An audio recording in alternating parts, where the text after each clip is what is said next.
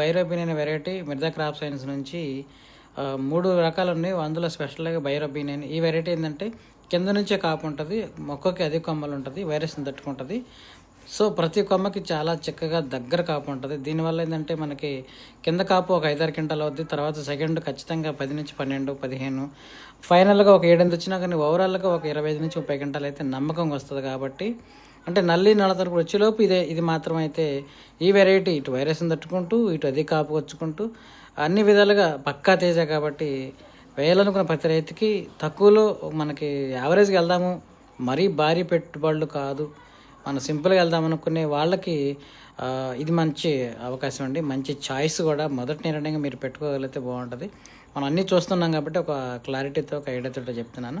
మరో విషయం ఏంటంటే మీకు 2 ఎకరాలు ఉంటే దీని 1 ఎకరానికి ప్లాన్ చేయండి. 5 ఎకరాలు ఉంటే ఒక 2 ఎకరాల కన్నా కనీసం 1 ఎకరానికన్నా మీరు సెలెక్ట్ చేసుకున్న వాటిలో ఇది 1 ఎకరానికి ప్లాన్ చేయండి.